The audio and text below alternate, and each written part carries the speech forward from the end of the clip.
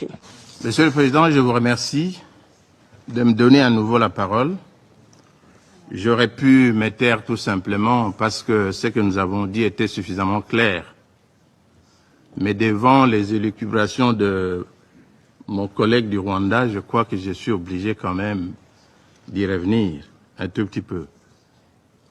Si cette organisation des Nations Unies respectait la charte telle qu'elle a été rédigée en 1945, le Rwanda, qui a envahi le territoire d'un autre pays, ne serait peut-être même pas admis à s'asseoir à côté de nous ici aujourd'hui. Parce que l'objectif des fondateurs de cette organisation, c'était de faire en sorte que la guerre ne revienne plus. Ce pays a envahi le territoire de la République démocratique du Congo. Ils ont leurs troupes sur le territoire de la République démocratique du Congo. Ils tuent au quotidien, ce matin encore à Bukavu. Des centaines de jeunes ont été entraînés vers une direction inconnue. Toujours dans la logique de l'épuration, des massacres des populations civiles congolaises. Mais ils ont peur de la haine, c'est-à-dire le discours de haine. Vous parlez du discours de haine, vous qui êtes sur le territoire d'un autre pays en train de massacrer les populations et les tuer, vous osez parler du discours de haine. Donc vous avez peur du discours de haine pendant que vous êtes en train de massacrer des populations d'un autre pays sur son territoire avec armement et avec tout. Même le MONUSCO a souffert de pertes en vies humaines par le fait du Rwanda. Un pays comme ça est digne de s'asseoir sur la table du Conseil de sécurité et de parler du discours de haine, et on l'écoute même. Que vaut un discours de haine par rapport à des milliers de massacres commis sur le territoire de la République démocratique du Congo? Que vaut un discours de haine par rapport à un génocide conduit par un pays membre de cette organisation?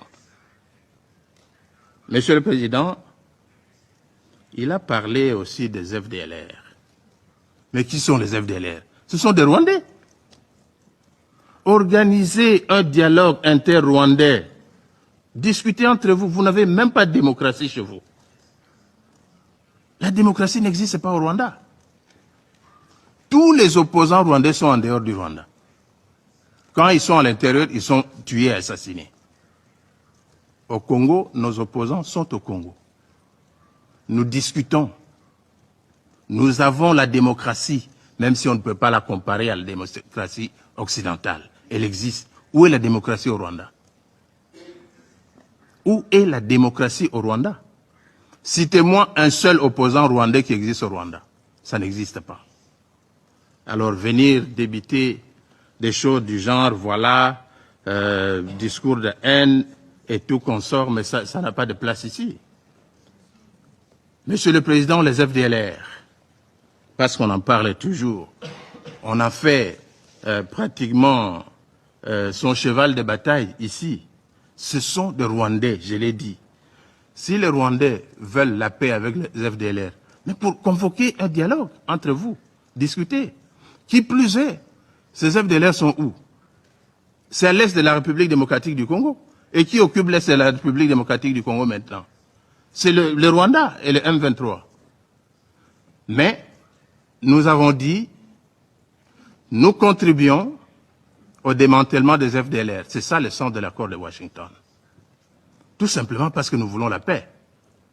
Mais qu'on ne vienne pas nous débiter ici des choses du genre comme si, à la base de toute cette insécurité, c'est les FDLR. C'est faux, archi faux. C'est l'exploitation des minerais du Congo. On ne va pas s'en départir, nous l'avons dit plusieurs fois. Nous considérons que les graves violations des droits de l'homme qui se commettent à l'est de la République démocratique du Congo sont le fait du Rwanda. C'est un pays agresseur. On devait les traiter en tant que tels selon la Charte des Nations Unies. Nous sommes étonnés de constater que nous essayons toujours avec un agresseur qui vient avec des arguments, qui fait écouter même des arguments qui n'ont pas de valeur devant vous. Combien de fois parlera-t-on des FDLR? Combien de fois parlera-t-on du discours de haine? Et qui le dit? Un pays qui a envahi le territoire d'un autre, est-il digne de le dire? Je m'arrête là. Merci, Monsieur le Président.